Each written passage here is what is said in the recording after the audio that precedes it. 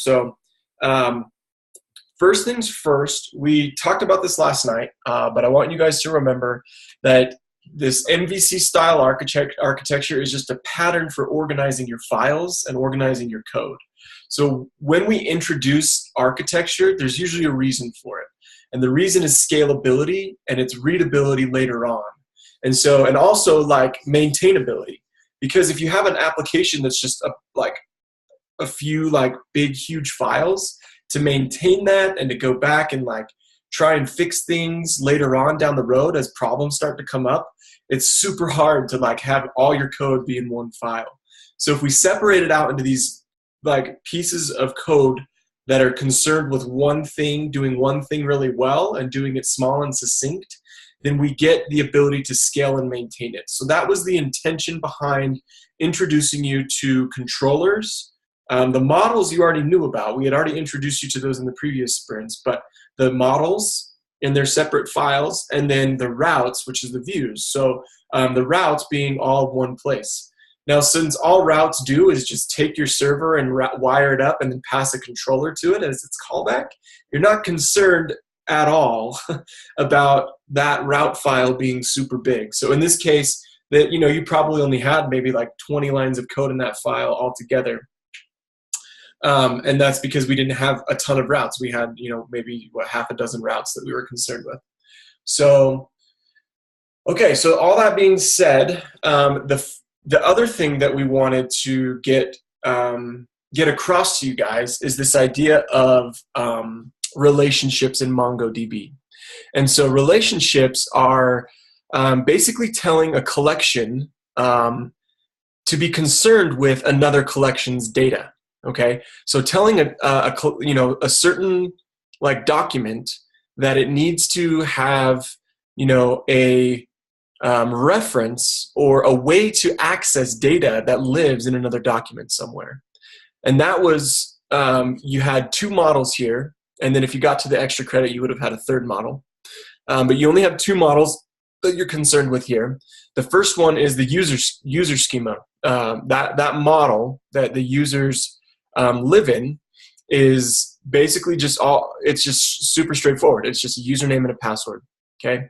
And then, and we saw that last night, and I'll go through the posts schema as well so that you guys can see that model and how I wired it up and how I thought about this.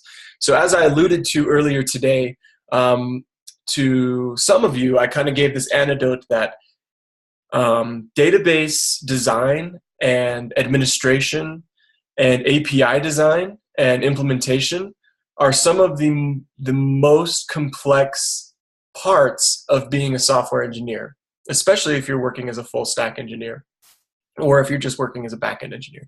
So being able to sit down and think about how your code is supposed to look, data speaking, and how it's supposed to interact with other data and how it's supposed to be presented in that case, that is like, when you take on a project, that'll be some of the majority of your time, and it'll take you, there's this idea in software engineering of working slow to work fast, right?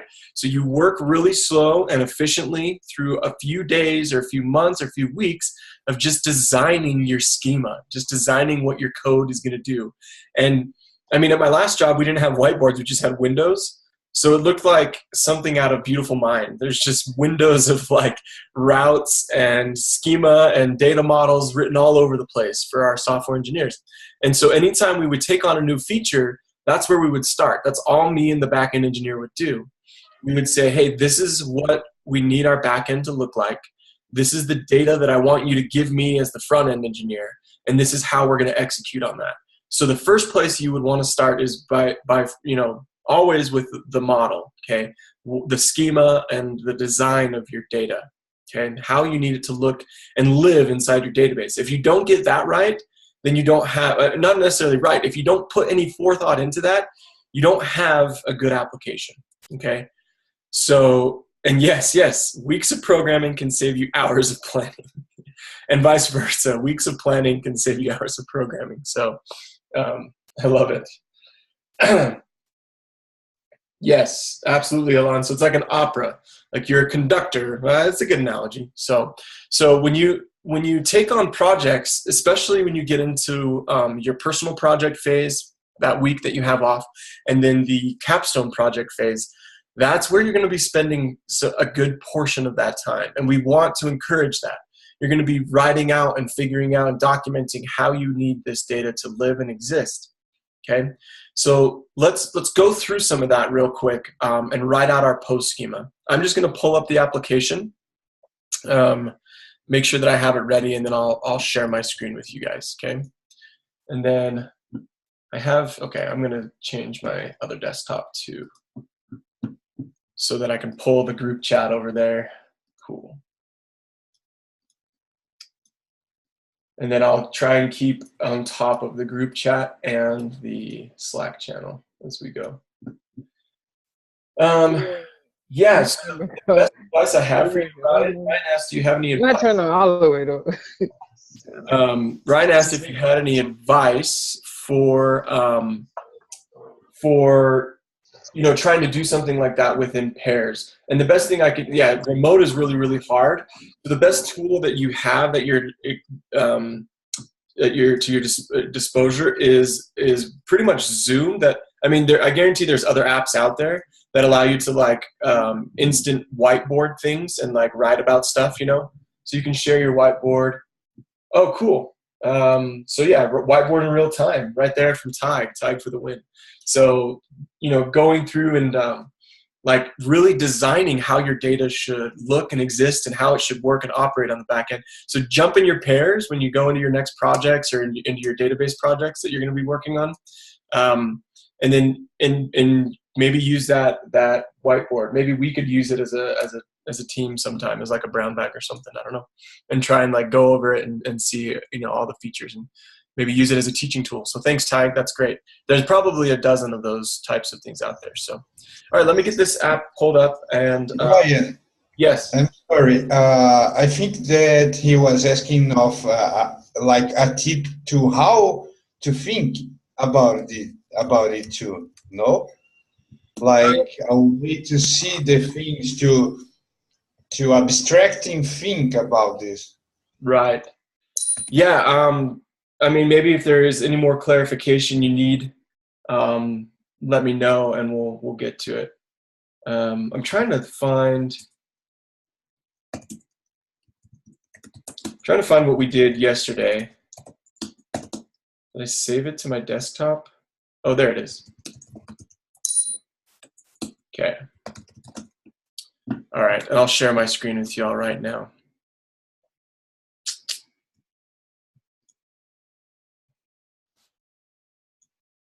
Okay. All right, so we went and fixed a couple of these things. Another thing we needed to fix was on comment. That's going to be author.username when all is said and done. Okay, single blog post is going to be, so this we changed to the username, and whatever here. So this is the mock data, and this is after I pulled it down, and then it's going to have an ID here that's okay, cool. So mock data, Dunskies, pull in the author, author.username. Cool. Okay, so when we go and actually create this stuff, it should actually work. Okay. So those were the bug fixes that I've already pushed up to the repo, so no one else is going to have to journey through those. And they're the ones that I announced earlier. So, so Thompson, Lucid Chart's right down the road from me. I know they're, I kind of grew up with and been good friends with their creative marketing director. He's pretty awesome. Cool. Yeah, it's a great site. I've been using it for a while, and it's so much more effective than other tools I've tried. Yeah. Have you seen their cool marketing campaigns that they do, flow charts with everything? I can't say I've seen the marketing campaign, but I make flow charts with them. Yeah.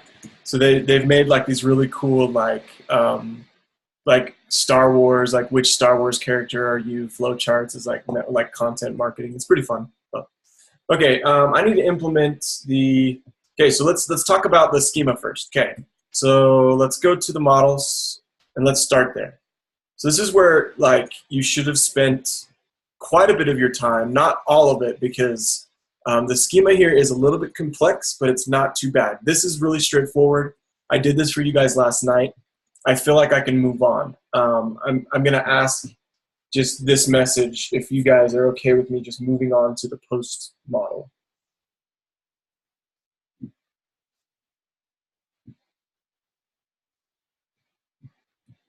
Really, it's just a username that's a unique username and it's required, and a password that's required as well. Okay, looks like the majority of us are okay with me just moving into the post schema.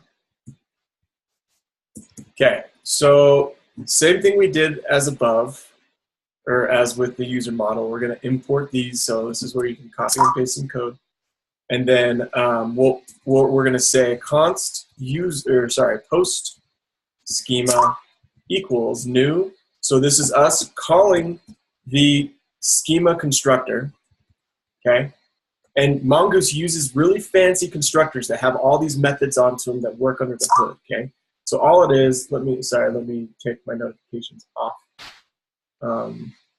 Cool.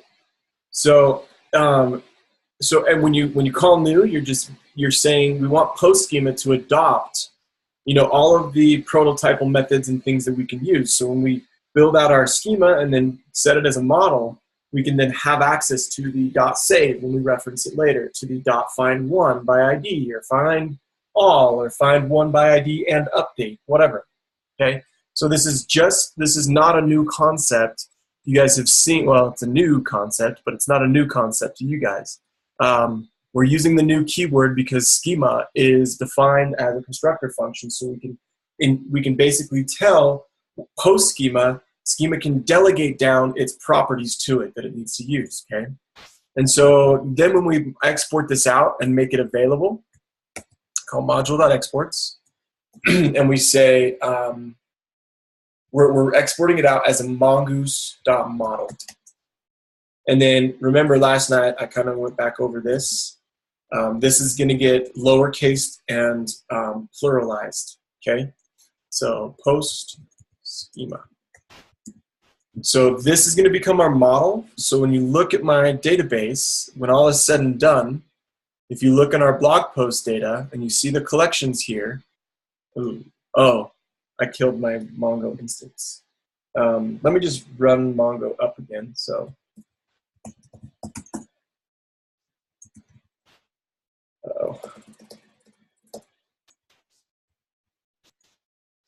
Okay, Mongo's up and running. So now I should be able to just make a new connection to it. Kill this connection. Okay, so blog posts, when you have your posts, it should be lowercase posts and users should be lowercase users. Okay, so if I was going to go and retrieve all these, it'd run the find or whatever. But yeah, so that's because we called it post here. It went and translated it and turned it into posts. Okay, and I still haven't tested the octopi and, you know, octopus stuff, so that would have been fun. But good idea by Emily last night. But I'll play around with it one of these days. Okay. All right.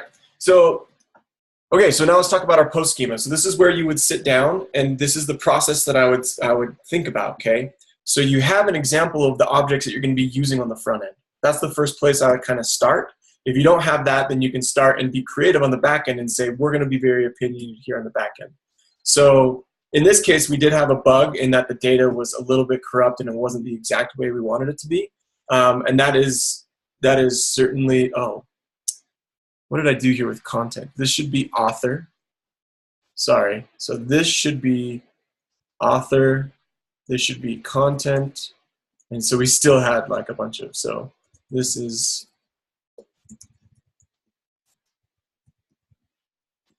okay. And then, okay. All right, so this right here is sort of what we're building towards, okay? So IDs, if they're underscore IDs, we don't need to worry about them because Mongo takes care of that for us, all right?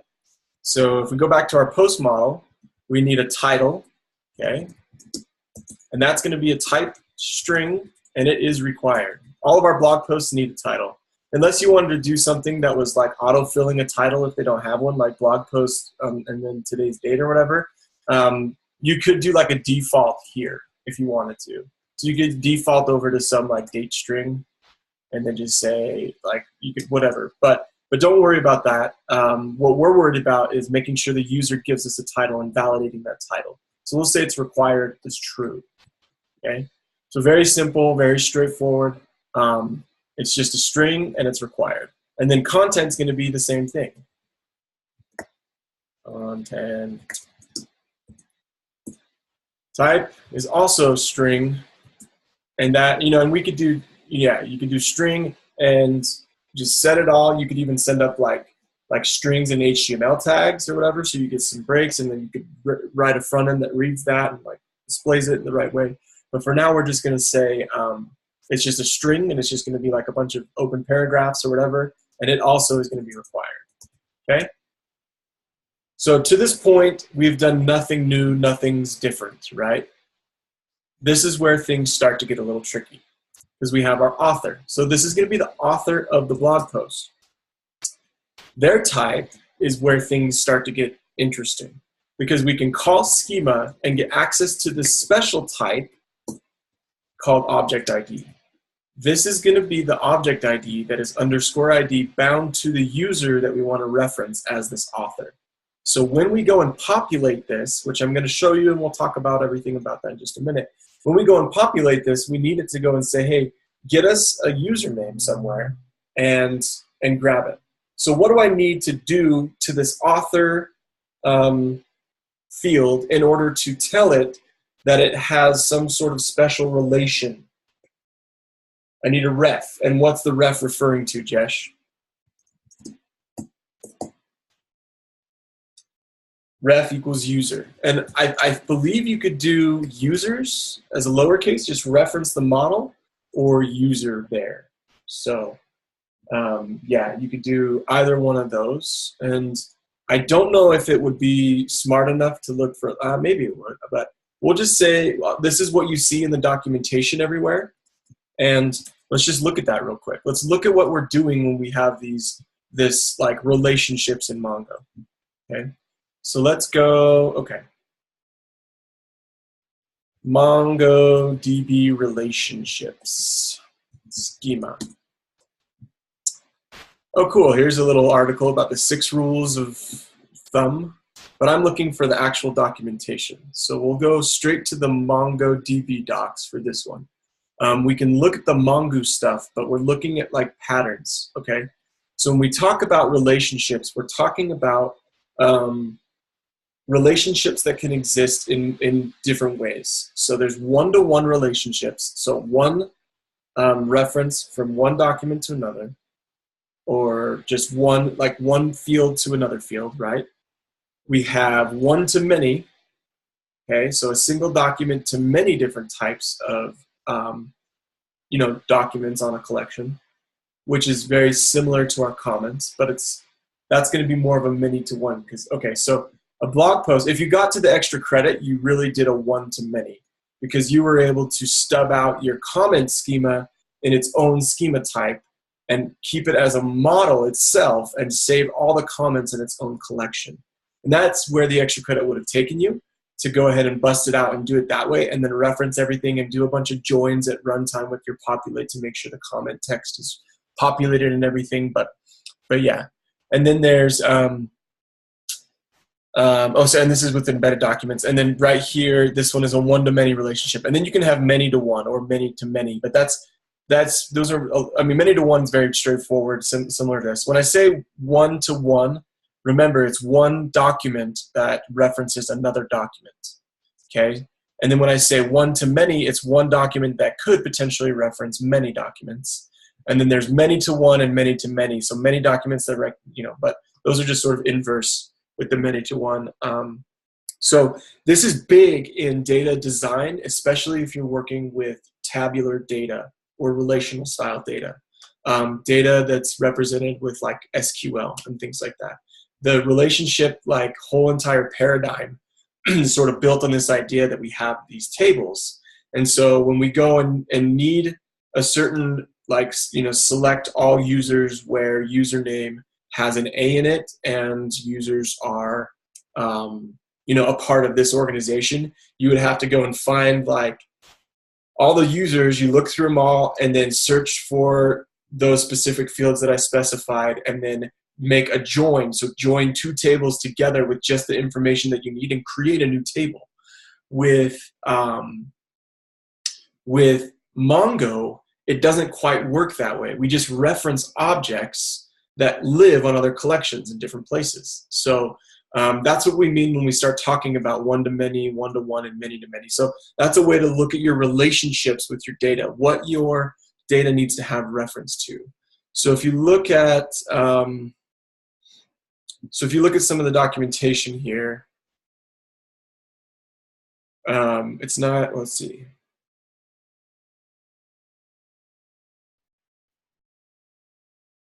So I'm looking for that ref. And this comes just straight from like, yeah, let's go and look at the Mongoose way of doing this because it abstracts it, it makes it a little bit better and easier for us to do it. So Mongoose, I can just look at populate, and you can look right here from this document. This is a little bit outdated, but it's the same. This is the same syntax. So you see that we now have put this object ID on the types prototype on schema. So it's a little bit different. So if you came to this, you're like, you got to look and see that this is docs for 2.7. Okay, we're on like 4 point something version. But you see there's the ref story. So you see this is sort of the pattern. So what you call it in your models is what you want to. So we called it user. So we need that ref to be pointing to that user. Cool. Let's see. It doesn't look like. So could the model have like ref user organization topic? Yeah. So I think you can have multiple, but you may have to design it in a different way. That's a really good question, Emily. I'm not quite sure. We'd have to like double check and look at it. But oh, thank you, Alon, for posting that reference for us. Okay.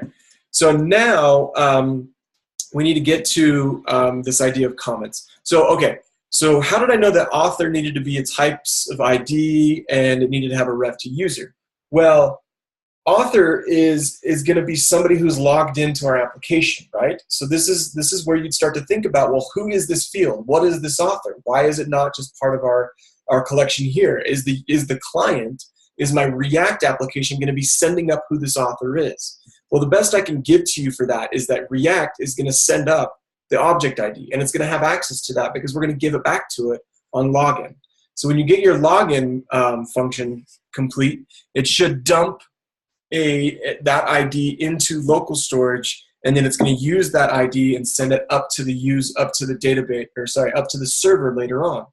So that's just inferred because the front end was already built for you guys. Well, 99% of the way built, minus a few bugs, but it was built for you guys in the sense that you could use sort of some intuition to see where this author was going to become. And then it's also, I think, in the README where I talk about this a little bit more. So we're referencing a new scheme, a new model called user, and then we're giving it the object ID that comes up, and then we're going to use that object ID at runtime to go and join this field so that when we have something, it can send back the actual username instead of just the object ID. I'm curious how many of you got to a point where you were basically sending back, so this message again. So it got to a point where you were sending back like your data, and it was coming back as like username or author as an object ID string. Yeah, we probably all got there and we're like, oh crap. That's because the populate wasn't finished, and I'll make sure that we get there in this walkthrough. Cool. So now we can infer, since we have comments that can be built into our post, we're just going to store those as an array on our post. So comments are going to be an array, but each comment is going to have an object that is a comment text and then an author. And that author is going to be also the user who said the comment. So the fun part of this whole entire application is that you could go log out, you could log back in as another user, and you could write a comment on a post that's already been posted. And you could create another post yourself. And then you could see the author of the post and the author of the comment. So if we were to write this out, and I'm just going to do this for demonstration's sake, and then I'm going to pull this into its own thing. So you would say that text on this object that's going to come in, we're going to store these comments as objects. The text is going to be of type string. There's going to be an author field, and that is going to be given to us as our object ID. I want to make sure that that's how I did it before I lead you down the path of no return. Bear with me.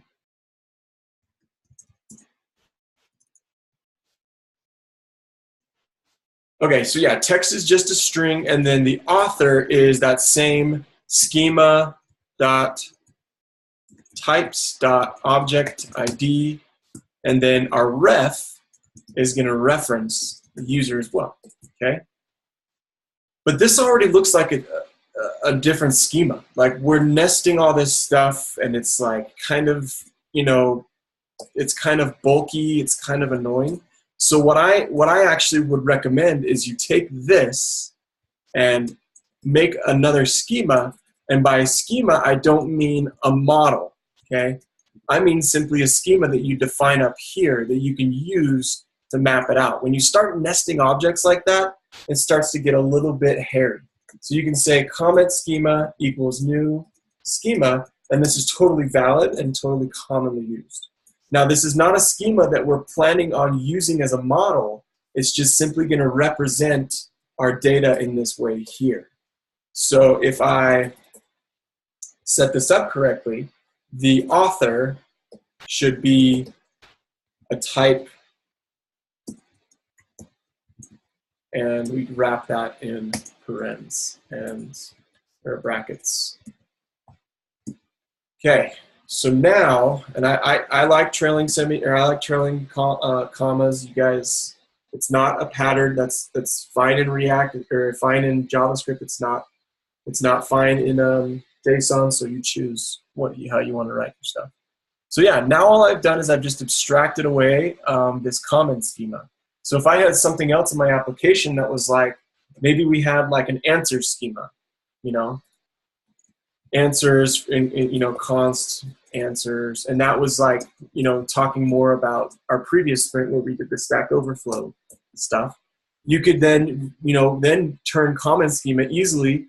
If I needed this to be its own model, I could simply break it out and turn it into its own model by exporting it out. Or, you know, I could say what you would want to do is say export const and then name your model there, but not a big deal to worry about it now, because it's not an issue that we need to cross, and so the bridge that we need to cross this time. So like now you could easily just either, or you could do that or break it into its own file and do it there. So this is a really common pattern you'll see where like you need, you know, you start getting to a bunch of nested data. You need your data to look, it needs to be more organized is really what I'm trying to get at there.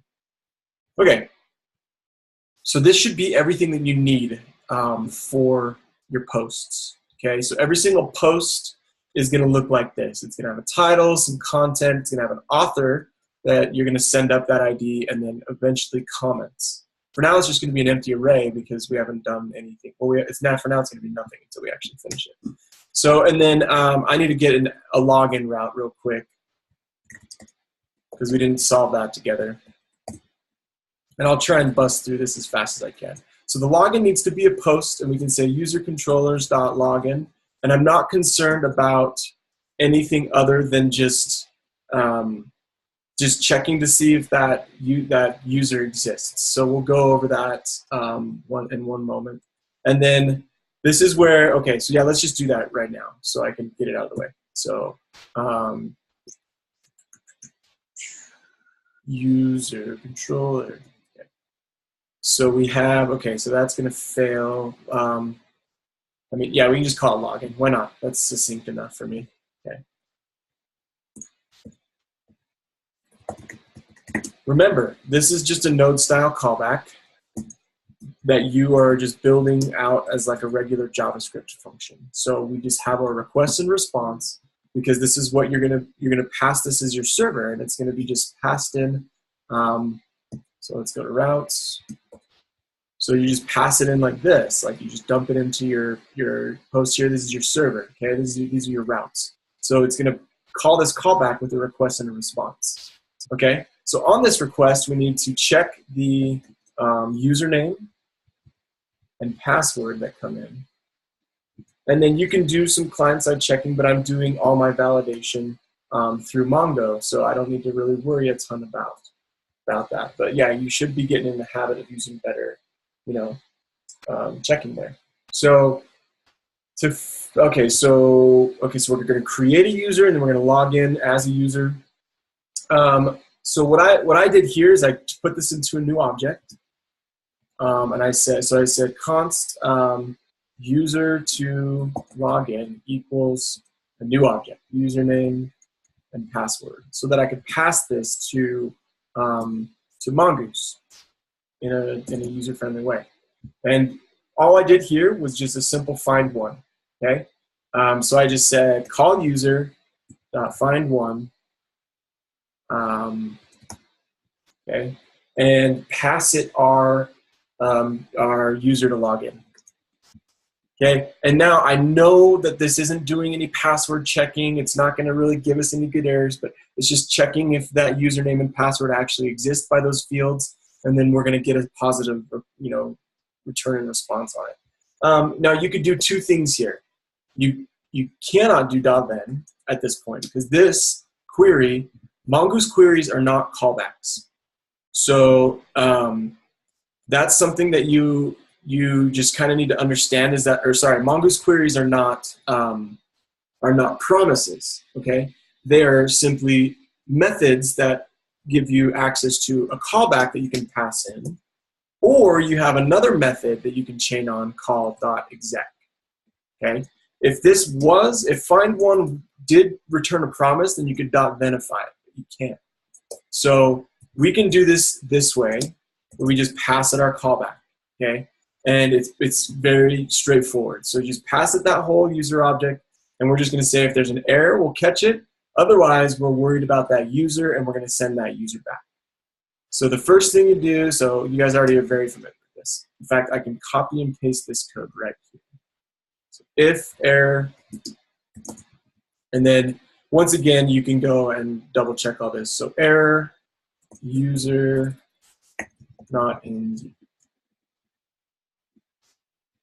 And then I'm pretty sure there might be an error message object on here that you get back that looks really nice and clean, so you can just reference that. If it's not there, it's going to be undefined, and then it's here. Yeah. But okay, so res.json back the actual user. Now I saw a lot of people trying to response JSON like a nested object. That would break your front end because I'm not accounting for that on the front end. I just want the array that this gives back. Okay. So user is going to come back, and we're going to send it back to the front end and say success, we're logging in. So if user is at all defined, we're going to get a success, which is why then I can go to login, and I can say right here, when I call the API, if data, so data is going to be our user array that we get back, and we say we want to just set the data dot, this looks weird, but this happens a lot in JavaScript development. We have nested data that you're concerned with. So.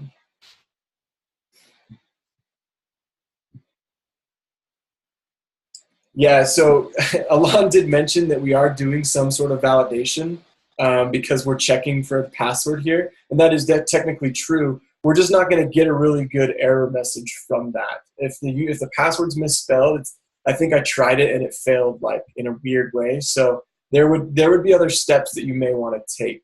Maybe you query for this password and then check the passwords and send back your own like special response. But out of the box, we're not concerned with our password stuff right now, and the reason is because we're going to be teaching about authentication today. So you guys get a new lab on a lot of this stuff today. Okay, go ahead if you have a question. I'm just going to start my servers.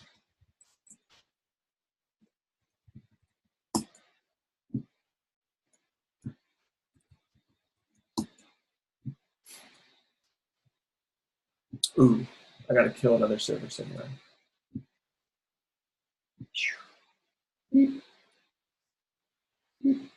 Cool. There we go. Yes. Okay. So I'm looking at 3001 because I already had this up and running by the time I called yarn start, and I just said specified on a different port. Okay. So let's go. Let me actually clear out my database, and let's see how this is going to work. So I'm going to actually drop everything. Drop that collection. No. Yes. Okay. Cool. So, all right. So we have nothing in our collections on our blog posts. Now, we're up and talking. I can see my Mongoose client talking to my code. So if I run over to the browser now, and okay, so don't have an account, sign up here. So I'm going to go with Fred, and he has 2 Ds. And password will be password. Oh, whoops. Okay, so let's see the error that we got back just barely. From the console, let's look at the network and try and hit login again. Gave us a null, so it's like nothing came back. So we didn't insert or do anything in the database, just looked up and gave us null. So that's not very good, an error response there. Let me say never on that. Let me say Fred, password. Okay, good account. Cool, so that actually created the account. Now if I go and actually, so if you look at your application tab, if you look at local storage, that's the user ID we got back, and I set it in there with the client. I'm going to log out. You saw that it dumps the user ID. I'm going to go, so login's the root of this app. And so if I now log in with those credentials, we should see, okay, so both of them are working. We've got some network, but post isn't working, and then we rerouted to post, so it created a new network environment here. So we don't have the ability to see that since we navigate right away. But we can look at all our data here. So if we look at like what's going on, we have our mock data. And then if I create a new post, we can try and create it. We're going to fail, okay? So let's look at everything that we need to do. So the first thing I want to do is actually create this so that we can create a new blog post, okay? All right, so who's with me so far? I just want to do a quick check-in. How are we all doing? So this message, I guess if you're feeling good, if you're like, man, I understand this stuff, we're moving forward. This is really cool. I'm excited about it. Hit the check mark. If you're like super lost, hit the X. If you're just kind of like, ah, man, I get it, but I don't quite get it, hit the bread. He's thinking in bread speak.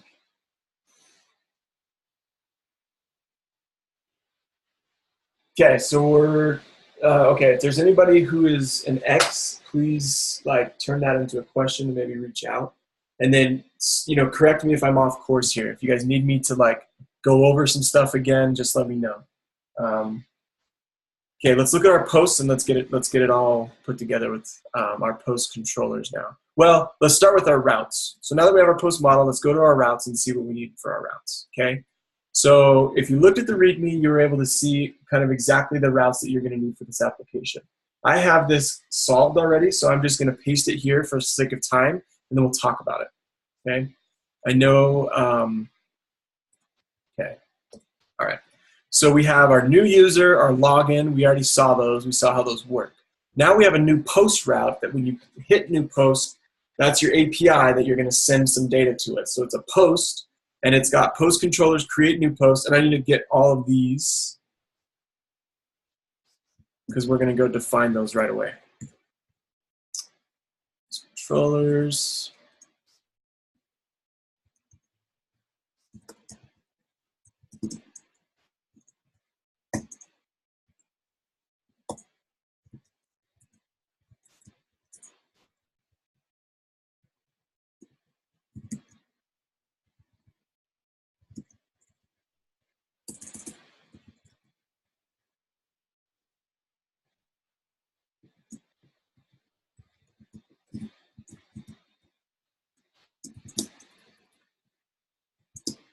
Okay. Oh, and I missed post ID, of course.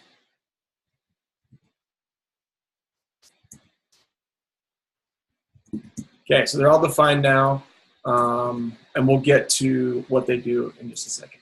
So, okay, and then our routes, okay, so we have them all here, and then I need to pull in host controllers, right? All right, so okay, so our new user is going to have a post. Our new post is going to have a post to it, which I should have called this like new blog post or something. Like, stay away from like keywords like get and whatever, like new get, new post get. Like just stay away from those. It's just my bad. It's bad implementation here. But yeah, new post is going to create a post. Get all the posts is just going to return back like an array of post titles and names that we can loop over and go and walk through, and IDs that we have, so an array of objects there. And then we have this route that's a get post by ID. So we have a get post by ID, and then an update post by ID as well. And we're going to add comments. So that's going to be our add comments to this post by ID. So those are our routes, and then those are the methods that we're concerned with on these routes. And then, Alon, did I fix what you're talking about? Empty space missing? You're saying at the end of file here?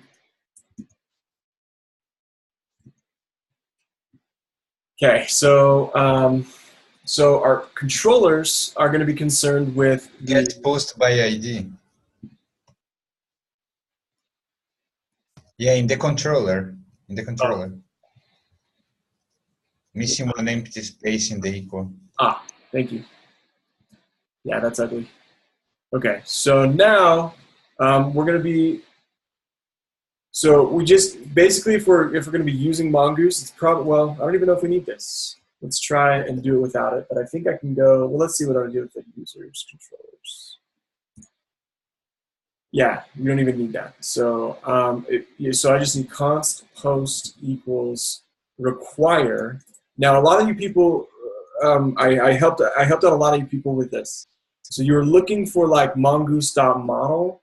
You know, you don't need to do that. You just need to pull in the model that you're exporting out of the post model. So you're going to say require, and you go back into models and post models.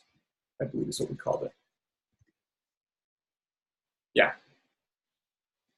Cool.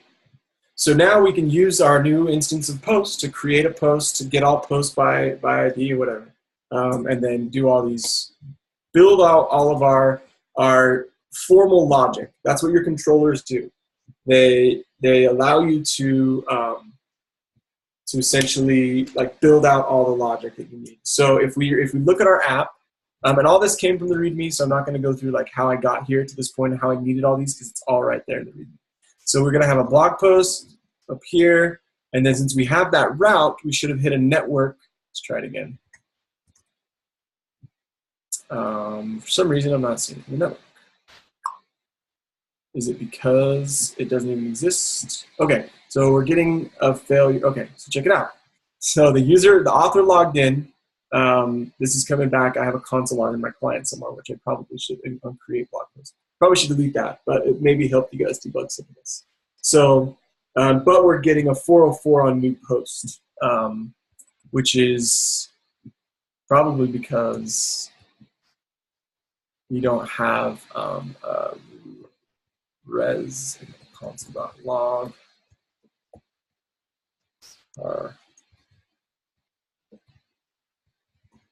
Okay. So if we're running our actual node server here and we actually hit this, let's make sure that it actually runs properly. We're modular exporting. Okay, so let's see if we actually get any bugs now.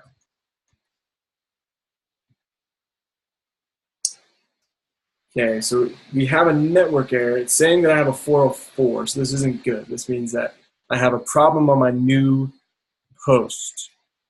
It's not even making a request anywhere. So let me go and see. Let me just walk through this process real quick. Made the request. Look at the console. Oh, it did make a request. Wow.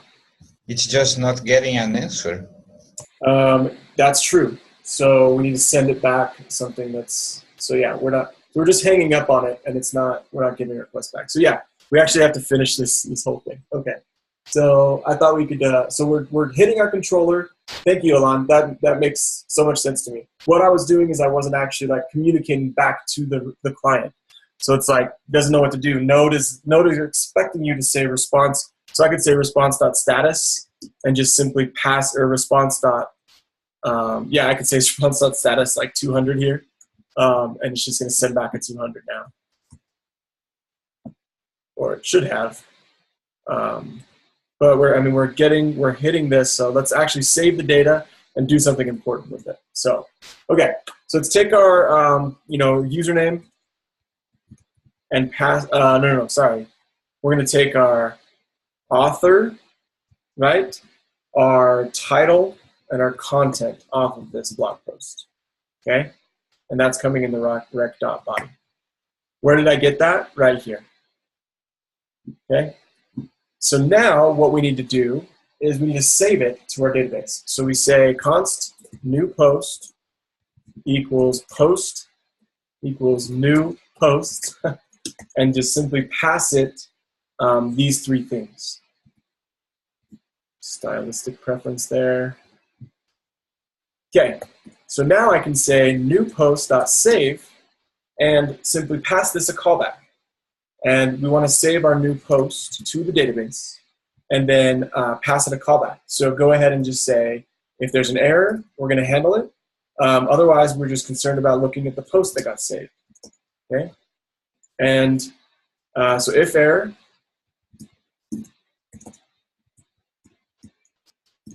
we're going to assume that it's a 422, like a user error of some sort. And then we can give back the actual like JSON object stringified. So we can say something like error inserting blog post. And this is just me being a little bit more specific about my errors, kind of where I want things and where to break down. And we'll just give the whole error back in case there's other stuff that we want to look at or concerned with. But usually this will have like a .message object on it, and you can just be concerned with that. And then you can say return. And then after this all, just like normal, you guys have seen this. This isn't anything super new. Respond with the actual post itself, stringified in JSON. Okay, so now,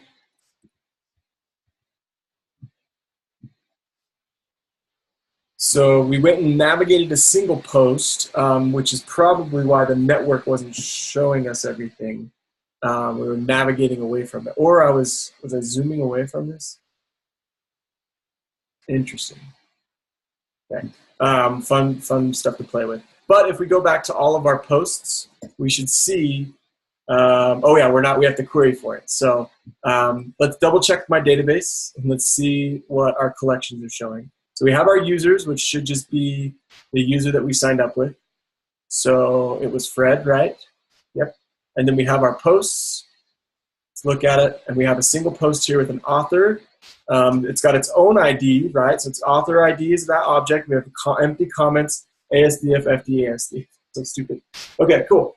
So we actually created a post, and it looks like this is the schema that we need to be concerned with.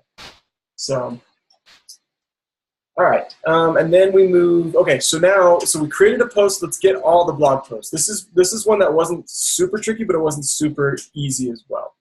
So we're going to just query the database and look for all of the blog posts. Now, okay, so let me just, so I know I'm going to be using this code, so I'm just going to copy and paste it in just a second. But first we want to just go post.find, and just we want to find all of them, right? Then we pass it our callback.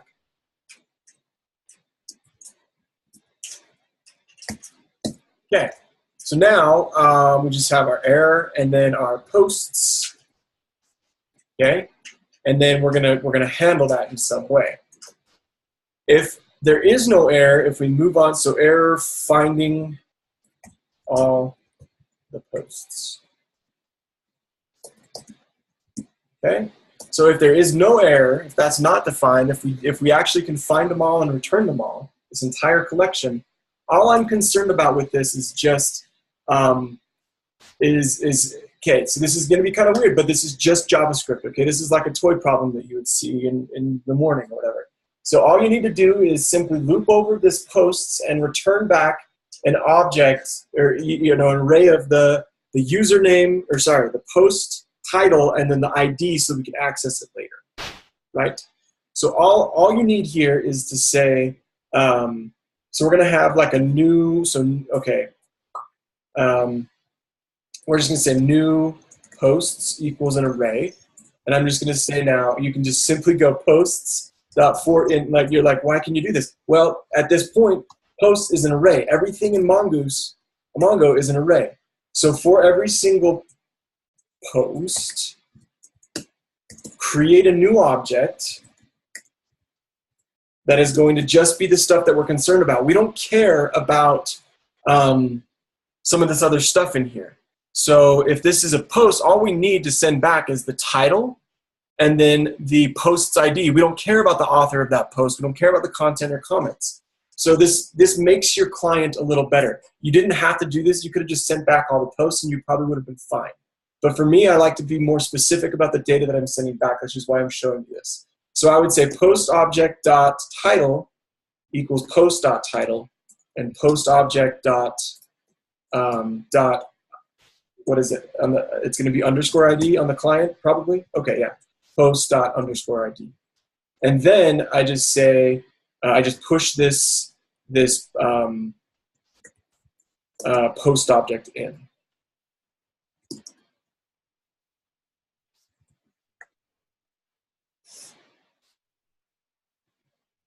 Oh, yeah. You can easily do this in a query. So this, I mean, you don't even have to do this. So I didn't even think about that. This was just like my implementation of this. So it's like a simple, naive implementation, okay? You don't have to do this. What Alan showed is absolutely... It's better to learn the harder and then jump to the easier, you know? Yeah. I think it's pretty okay to see.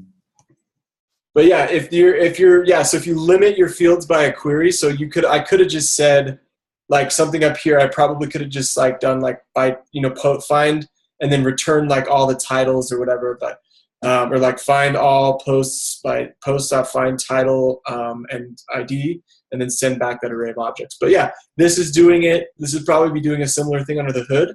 But yeah, this is just really me being super naive to this solution, okay? And just like coming up with a quick JavaScript way. But it's also good to show you that you can do like regular JavaScript. Like you have this .find and you have this conditional here, and you're like, you have this .status. A lot of times you get bogged down like in some of these keywords and you're like, what does it all even mean? It's all just JavaScript at the end of the day. So this is showing you like really cool stuff right here. Just so like you can do this right away. So, okay, and then get post by ID, we have a request, response, and I just want to get it all and finish it real quick. So request by ID should just return, okay, so we're worried about an ID here, so we need to take that ID and we need to say ID equals request.params, okay, because it's coming up from the params because we're getting a single blog post now. Now this is where you're going to be doing some of that reference stuff. Finally, we get to the meat and potatoes of what this all means, okay? So now, after we find by ID, we're gonna suspend. Normally, you'd have a callback here, right? And you'd start doing your error handling. We're gonna suspend that, and we're gonna chain on the populate method, okay? And I just want to populate this by the author. So I want to say populate the author field with the username that it has reference to, okay? So that's gonna give us that object. Then this is where I suspended that callback. Now I can just pass my exec this mongoose callback here, where we have the error and we have the response, which is just a post, right, of some sort. Okay? So then I would do the same error handling that I've been doing all over the place, and I probably should take this and turn it into an error handling handler. And then I just want to send back that post. So now if we go and look at our application, we should be able to actually see that we can create a post, unless I have some errors, which I might. I'm not going to be surprised if I do. I would say, okay, so create a post. Go grab some lorem ipsum from the internet. One of my favorites is the Bieber ipsum. Just give them 3 paragraphs. That's all we can stand, maybe. Okay. Maybe 3 paragraphs is too much for some of you. I'm not hating on the beeps. I love the beeps. All right, and then let's post that in our content here and send it forward, see what happens. So we created, and you can see the Fred, I'm Fred, it populated that author name for me, okay? This would have been, if I didn't have that populate, this would have just been like a string, an object string, okay? So now we have our comments to work with, and you're gonna see another example of some really cool populate on this one. Okay, so like anything here, a request and a response comes through because it's our node style callback, and give us some more real estate so you guys can really benefit. Okay, so now let's check this out. So if we have this add comments, basically we need this same ID that's coming up. So we're going to be setting that up because our route specifies that there's going to be an ID here on the parameters. Okay, so we have this ID. And we say, we also now need, because it's a put, we need some sort of request body that comes in. And on that request body is going to be some text and then an author. Okay? That author is going to be the author ID of the person who wrote the comment. And that's going to come on their request body. Right? Now I can say we have a new comment. And this is just me like, could probably simplify this line and do something like const new comment equals that. I wonder if that's even valid, but I'm not even going to try it. But that'd be cool. I think it is. There's no syntax like highlighting there, but it looks crazy. That's some crazy syntax. Okay, it's new. All right, so here we go. Now we got to find by ID again, the same type of thing. So post.findById, and then we're just going to pass it that ID we got, and then we're going to do. So this is where we need to do some population, but we're going to do it after we save the comment to this. Okay. Cool. So we go and we say, okay, so we have a node style or our Mongoose callback.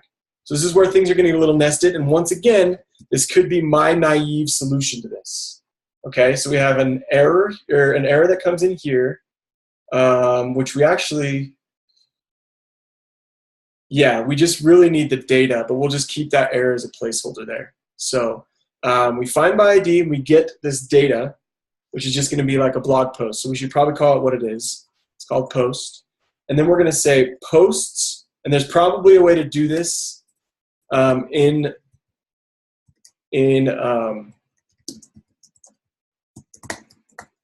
not use like just common JavaScript. You could probably do this with Mongoose itself. You could just update the ID by find the field and then add stuff to it, and you'd be on your way. But for me, I'm just going to use this, and then I'm just going to say post.save, and then in that save is where we have another callback that we can now have a saved version of this that we're going to return back to the user after we do our populate stuff. So we have new saved post, and things are getting a little crazy here. And once again, you probably have a way better way to solve this than I do. Okay, and then this is where we do our first catch of error handling. Probably could do an error catch here with this. Not too concerned about it at this point. We'll just move forward and catch right here, and this is going to say error. Error inserting comments. So error inserting into comments. Okay.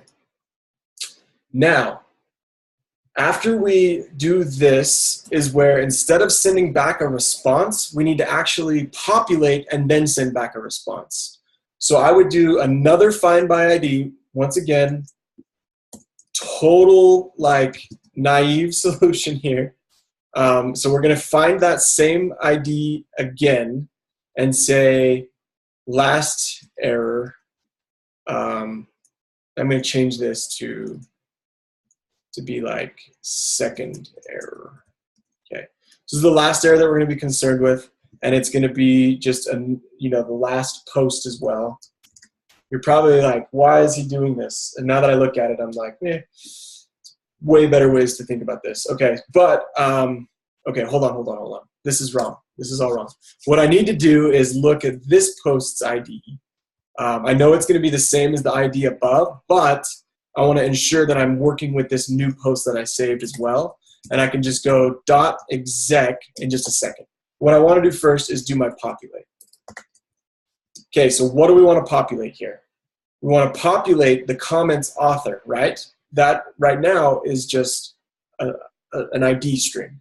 So we say comments.author, and then we can say by the reference to the user's username.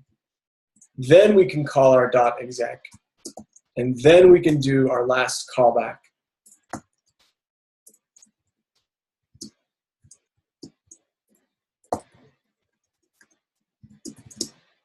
And this is going to be last post. And then after we join it all and do all of our fun stuff, we're going to say if last error, same as all this, error populating and finding. Okay, now we can say response.json after all of this craziness, and please post solutions that are better than mine, because once again, this is just like the most, like this was sometimes the most naive solution, like the path to least resistance is the easiest in a lot of cases. And then the last thing that I want to do is I want to actually update this populate method and say every single time we call the posts, the post by get post by ID, we call it and we get the populate on the comments author as well. So that way, if I come out here and I start writing comments, I have an error. Let's see where my error is. Something went wrong with your update method on post ID. So let's see what we get back from that.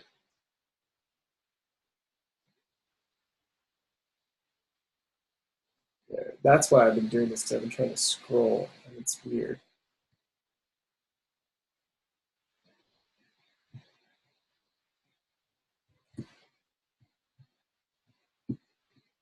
Line 65, I have a typo. Is that what I heard?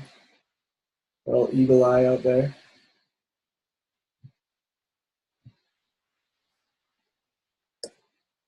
Oh. Emily? Wait, no, that was right. Oh, right. And that's okay. Just look into the console. Error populating and finding. That was from my previous one. Last error is not defined. One more error. Cool. Maybe.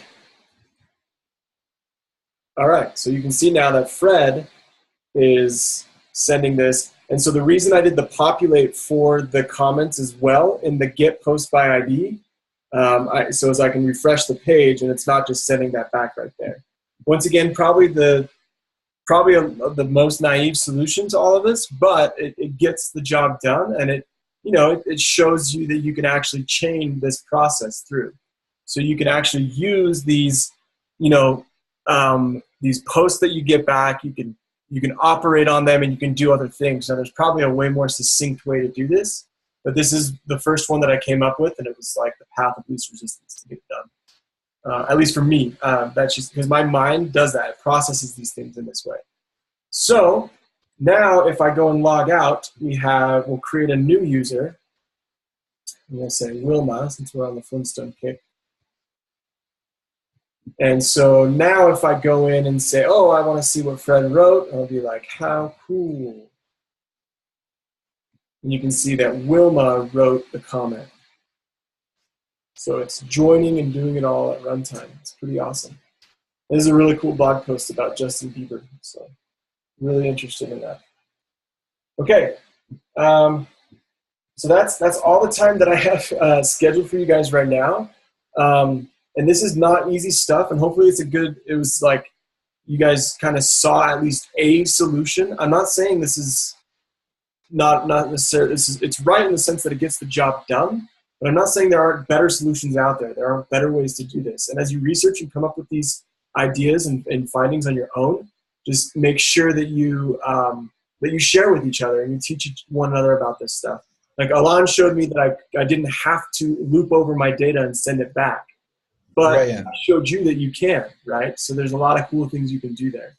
That is a easiest solution. Like just talking very quickly. As you create a new schema, you could go directly to the comments schema and insert referring the post ID of the schema. Oh, But that exactly. is Yep. kind of hard to do. Right. So yeah, you would have to, yeah, that's definitely, so as if you got through the extra credit and you created your own post model and you have your posts or like your comments, model, and you're binding them and using that reference by ID and everything like that, you could easily, but it's a little bit more abstract, it's kind of more rough, but this is showing you that like, you shouldn't be too afraid of this join stuff, this populate stuff. And then it's also showing you, the reason that I like it is it's showing you that, there's easy way to do things and then there's the hard way to do things. And I chose the hard way because I didn't, fully vet the documentation. I was just looking for a quick, dirty way to get it done. And it's like, well, I know JavaScript, so I can do this, Now you could have sent back that whole object and been just fine with it, but I was hoping that, you're only worried about the things that you're concerned with for the display of the client. So, all right, guys. Okay, so you guys are about to jump in a new lecture. Karthik's going to get with you and introduce the topic and everything. So, yeah, I'm going to let you go and get this recording up so that you can use it, and I'm going to make sure that there's a solution branch for everybody there up on the GitHub, so you guys can reference that later on. Cool. All right. If you have any questions, please feel free to reach out, and we'll get them taken care